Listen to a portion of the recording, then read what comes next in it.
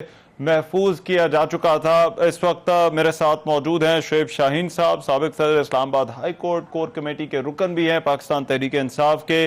और नैब तरमीम केस के हवाले से पाकिस्तान तहरीक इंसाफ के जो चेयरमैन थे उनकी दरख्वास्त थी जिस पर सुप्रीम कोर्ट ने आज इस केस का फैसला सुनाया। शोएब शाहीन साहब, बहुत शुक्रिया आपके वक्त का। शोएब शाहीन साहब, ये बताइएगा, ये सियासी जमातें नैब पर जो तनकीद कर रही हैं वो कह रही हैं कि ये फैसला मुतवक्के था, इसमें कोई अनहोनी बात नहीं है, और जो जस्टिस मंसूर साहब का इख्तलाफी नोट है उसको अदालत के अंदर पढ़े ना जाने पर उनको बड़ा एतराज है। क्या ये गैर मामूली है?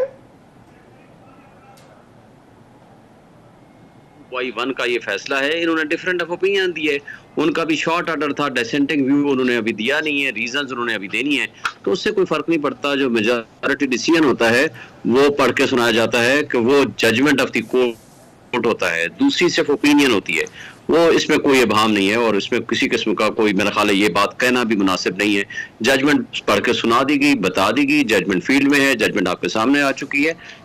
मेरा ख्याल है ये बात तो ऐसे इसका कोई लीगली इसकी कोई हैसियत नहीं है और ना ही कभी शोएब शाहीन साहब, ये बताइएगा कि ये क्या तहरीक इंसाफ के लिए तो मुश्किल नहीं हो जाएगी, क्योंकि नैब के कानून का इस्तेमाल जिस तरह से सियासतदानों के खिलाफ होता है, और चेयरमैन तहरीक इंसाफ ने ये दरख्वास्त उस वक्त दी थी जब वो गिरफ्तार नहीं हुए थे, तो ये भी कहीं ना कहीं बात हो रही है कि अब अगर ये कानून रिवर्स हो गया है तो इसका मुमकिन तौर पर तहरीक इंसाफ को ही सामना करना पड़ सकता है। देखिए, इसमें कोई हर्ज नहीं है। बात यह है कि अगर किसी ने कोई जुर्म किया है उसके खिलाफ कानून के मुताबिक कार्रवाई होनी चाहिए, लेकिन असल बात है कि इसको पॉलिटिकल विक्टिमाइजेशन के लिए इस्तेमाल नहीं होना चाहिए, जो कि माजी में भी हुआ और आज भी हो रहा है।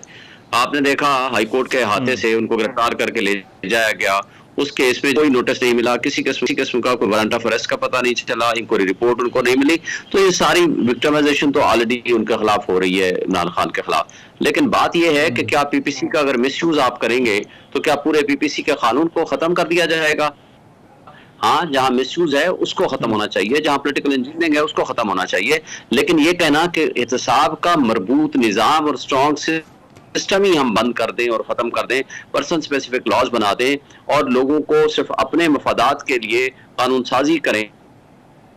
और अपने मुकदमात सामने रख के कानून बनाएं, तो मेरा ख्याल है जुडिशियल रिव्यू की पावर बहरहाल सुप्रीम कोर्ट के पास है और सुप्रीम कोर्ट ने वो power in accordance with constitution and law इस्तेमाल की है और बुनियादी हुकूक को के मुताबिक उन्होंने फैसला दिया है that is valid and lawful. बतौर कानूनदान, बतौर वकील,